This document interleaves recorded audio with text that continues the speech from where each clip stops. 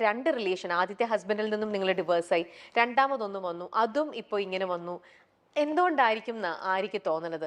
ആദ്യത്തെ റിലേഷൻഷിപ്പ് എന്റെ പ്രശ്നമായിരുന്നു.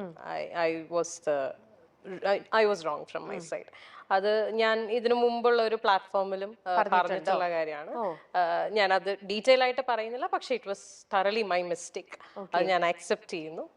ആ റിലേഷൻഷിപ്പ് അങ്ങനെയാണ്, അത് വേണ്ടാന്ന് തോന്നിയത്. അത് പിന്നെ എന്റെ ഒരു അത് കഴിഞ്ഞ് കുറെ നാൾക്ക് ശേഷമാണ് ആയിരിക്കും എന്റെ മിസ്റ്റേക്ക് ആണ് എന്നുള്ളൊരു റിയലൈസേഷൻ അല്ല, അത് ആ സമയത്ത് എനിക്ക് ആ റിയലൈസേഷൻ ഉണ്ടായി. അങ്ങനെയാണെങ്കിൽ ഫൊഗീവ് ചെയ്യില്ലായിരുന്നോ?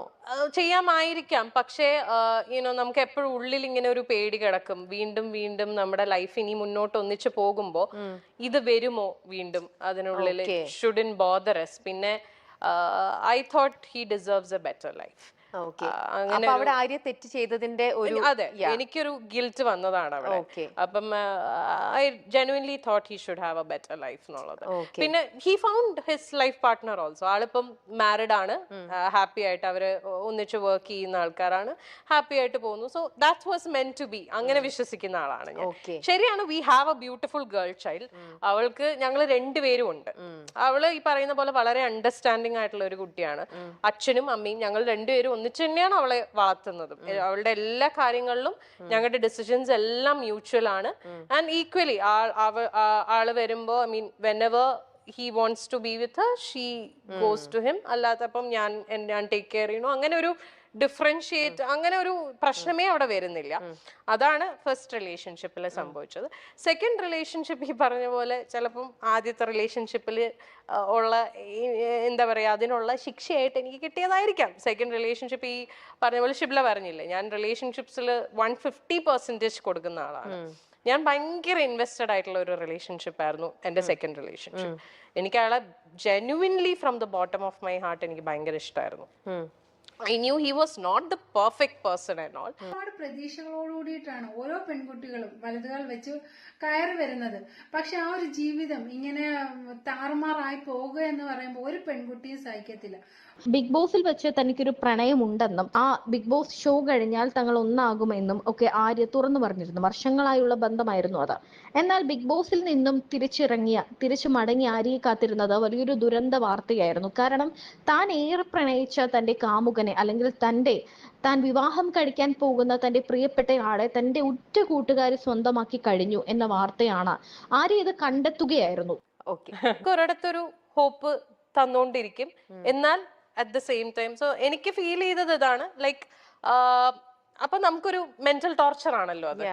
ലൈക്ക് നമ്മളത് we know that there is something happening, and ഞാൻ കണ്ടുപിടിക്കുകയും ചെയ്തു that there's this relationship going on എന്നുള്ളത്.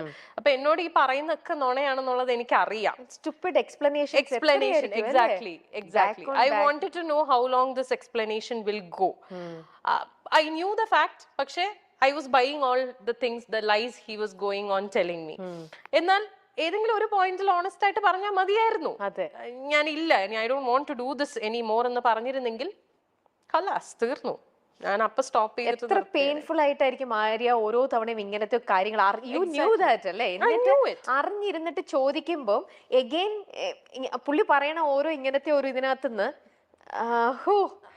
പക്ഷെ എനിക്ക് പലരും എന്നെ വിശ്വസിച്ചില്ല ഞാനിത് പറയുമ്പോ. എന്ന് വെച്ചാൽ ഇപ്പൊ നമ്മള് ഈ പറഞ്ഞ പോലെ ഇതിൽ വന്നിരിക്കുന്ന തേർഡ് പേഴ്സൺ ഒരു എന്റെ ഫ്രണ്ട് ആയിരുന്നത് കൊണ്ടും we had common friends also.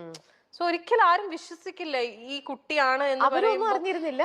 ബാക്കി നിങ്ങളുടെ ഫ്രണ്ട് സർക്കിൾ ഒന്നും nobody knew. കംപ്ലീറ്റ്ലി ഹൈഡ് ചെയ്ത് വെച്ചു. But her husband found out. ആള് കണ്ടുപിടിച്ചിട്ടുണ്ടായിരുന്നു. പക്ഷെ nobody else, like friends ആർക്കും അറിയില്ലായിരുന്നു. Nobody was ready to believe also. അക്കരെ നിൽക്കുമ്പോ ഇക്കരെ പച്ച, ഇക്കരെ നിൽക്കുമ്പോ അക്കരെ പച്ച എന്ന് പറഞ്ഞ് കേട്ടിട്ടില്ലേ?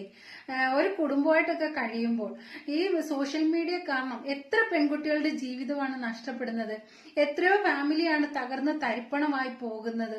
ശരിക്കും ഇതൊക്കെ കാണുമ്പോൾ നമുക്ക് സങ്കടമാണ് വരുന്നത്. കാരണം എന്ന് വെച്ച് കഴിഞ്ഞാൽ എത്രയോ പ്രതീക്ഷയോടുകൂടിയിട്ട് ജീവിതം ആരംഭിച്ച പെൺകുട്ടികളാ മക്കളും ഒക്കെ ആയിട്ട് സന്തോഷത്തെ ജീവിക്കാൻ വേണ്ടിയിട്ടാണ് വരുന്നത്. അതിനിടയ്ക്കാണ് ഹസ്ബൻഡ് ആയാലും ചില പെണ്ണുങ്ങളായാലും ആണുങ്ങളായാലും മറ്റുള്ള കുറെ റിലേഷൻ അതിനിടയ്ക്ക് ചാടിക്കേറി വീഴുന്നത്. എന്നിട്ട് കണ്ണീര് ഒടിപ്പിക്കാൻ ഇങ്ങനെ കുറെ ജന്മങ്ങളും ഇങ്ങനെയൊക്കെ വരുന്നത്. എന്തായാലും അധിക നാള് ഈ ജീവിതം ഒന്നും മുന്നോട്ട് പോകത്തില്ല എന്ന് അവർക്കും അറിയാം. അവര് അതിൽ എന്താ പറയാ, സ്വന്തം ഭാര്യയോട് സുഖവിവരം അന്വേഷിക്കാത്തവരായിരിക്കാം. അവര് ചാറ്റ് ചെയ്ത് ഏതെങ്കിലും ഒരു പെണ്ണിനെ കണ്ടു കഴിഞ്ഞാൽ നീ കുടിച്ചോ, തിന്നോ, എന്ത് ഡ്രസ്സാ, നീ ഉറങ്ങിയോ, നിനക്ക് എന്ത് സുഖമാണ്. ഞാൻ ബ്ലെയിം ചെയ്യുന്നില്ല. എനിക്ക് ആകപ്പാട് ആളുടെ അടുത്ത് ദേഷ്യം തോന്നിയ ഒരു കാര്യം എന്ന് പറഞ്ഞാൽ അക്സെപ്റ്റ് ചെയ്തില്ല. ലൈക്ക് വേറെ ഒരു ആളോട് ഒരു ഇഷ്ടം തോന്നി അല്ലെങ്കിൽ ആ റിലേഷൻഷിപ്പിലേക്ക് പോയി എന്നുള്ളത് അത് ഓപ്പൺലി എന്നോട് പറഞ്ഞിരുന്നെങ്കിൽ നമ്മൾ സ്റ്റെപ്പ് ബാക്ക് ചെയ്യും. We would never force summon. നമുക്ക് ഒരാളെ ഫോഴ്സ് ചെയ്യാൻ പറ്റില്ലല്ലോ നമ്മുടെ കൂടെ നിൽക്കൂ എന്നുള്ളത്. അത് ഓപ്പൺ ആയിട്ട് പറഞ്ഞിരുന്നെങ്കിൽ കുറച്ചും കൂടി നേരത്തെ കുറച്ചും കൂടി ബെറ്റർ ആയിട്ട് എനിക്ക് ഇതൊന്ന് കം ഔട്ട് ചെയ്യാൻ പറ്റിയേനെ with the help of my people. പക്ഷെ അത് സംഭവിച്ചില്ല. അപ്പോ ഇത്രയും ട്രൂ ഫ്രണ്ട്സിനെ പോലെ തന്നെ ചില ഫ്രണ്ട്സ് അപ്പൊ ആര്യനെ ചീറ്റ് ചെയ്തിട്ടും ഉണ്ടാവണം. യെസ്, അല്ലേ? ഉണ്ട്. അതുകൊണ്ടാണല്ലോ ഇങ്ങനെ ഒന്ന് സംഭവിച്ചത്. അല്ലേ? അതെ, അതും ശരിക്കും ഭയങ്കര പെയിൻഫുൾ ആയിട്ടുള്ള. It is very painful. ആരും ഒരിക്കലും എക്സ്പെക്ട് ചെയ്തിട്ടുണ്ടാവില്ല ഈ ഒരു സാധനം ആ ഒരു പർട്ടിക്കുലർ പേഴ്സണിൽ നിന്ന് വരും. എക്സാക്ട്ലി. അതാണ് എനിക്ക് ട്രോമയായി പോയത്. അതിപ്പോ മേ ബി ഞാൻ അറിയാത്ത ഒരാളായിരുന്നെങ്കിൽ എനിക്ക് ചിലപ്പം ഇത്രയും ബുദ്ധിമുട്ടുണ്ടാവില്ല.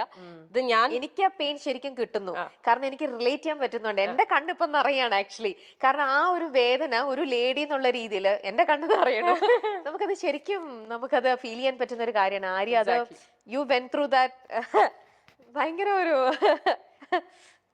ആര്യ അത് എങ്ങനെ ഹാൻഡിൽ ചെയ്തു? Arya it was very difficult. ഞാൻ I fell on to a depression. ഭയങ്കര ബുദ്ധിമുട്ടായിരുന്നു. I lost myself.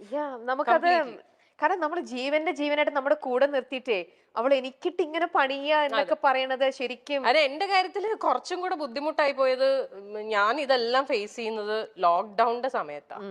മൊത്തത്തിൽ ഞാൻ പെട്ടുപോയ അവസ്ഥയായിരുന്നു. Like I couldn't do anything. എന്നുവെച്ചാൽ നമുക്കിപ്പോ ഒരു കൗൺസിലറിന്റെ അടുത്ത് പോലും പോവാൻ പറ്റത്തില്ല എന്നുള്ള ഒരാളെ ഇപ്പം നമ്മൾ പറയും ഓക്കെ ഫ്രണ്ട്സിന്റെ അടുത്ത് പോയിരുന്ന് ചിലപ്പോ സംസാരിച്ചാ ഓക്കെ, എങ്ങനെ പോവാനാ? മുറിന്ന് പുറത്തിറങ്ങാൻ പറ്റില്ല. Because we are all lockdown. ആകപ്പാടെ ഈ കമ്മ്യൂണിക്കേഷനേ ഉള്ളൂ. പക്ഷെ എത്രയൊക്കെ നമ്മൾ ഫോണിൽ കമ്മ്യൂണിക്കേറ്റ് ചെയ്താലും ഒരു ഫേസ് ടു ഫേസ് നമ്മൾ ഇപ്പൊ ഇങ്ങനെ ഇരുന്നൊരു ബ്രേക്ക് ഡൗൺ ചെയ്ത് പോയാൽ ചിലപ്പോൾ ഇതങ്ങ് പോവും. അതും ഫോണിൽ നമ്മൾ സംസാരിക്കുന്നതൊക്കെ തമ്മിൽ there's a lot of difference. അപ്പം ആ ഒരു സാധനവും എനിക്ക് കിട്ടിയില്ല. അപ്പൊ സ്വന്തം ഭാര്യയുടെ സുഖവിവരം അന്വേഷിക്കാത്തവന്മാരാണ് കണ്ട പെണ്ണുങ്ങളുടെ സുഖവിവരം അന്വേഷിക്കാൻ പോകുന്നത്. ഈ സോഷ്യൽ മീഡിയയിലൂടെ എത്ര പേരാണ് സുഖമാണോ, തിന്നോ, കുടിച്ചോ, ഉറങ്ങിയോ, എന്തൊക്കെ വിശേഷങ്ങളാണ് അറിയേണ്ടത് ഈ അവന്മാർക്കൊക്കെ. ഇങ്ങനെയൊക്കെ ചാടി പോകുന്നവന്മാരോടായിട്ട് പറയൂ കേട്ടോ, നിനക്കൊക്കെ വേണമെങ്കിൽ പൊയ്ക്കോ, ആരുടെയോ കൂടെ വേണമെങ്കിൽ പൊയ്ക്കോ. നീയൊക്കെ നിയമപരമായിട്ട് ബന്ധം ഏർപ്പെടുത്തിയതിനു ശേഷം നിന്റെയൊക്കെ തോന്നിവാസത്തിന് പൊയ്ക്കോ. അല്ലാതെ ഒരു പെണ്ണ് വീട്ടിൽ കാത്തിരിക്കുന്നു എന്നുള്ള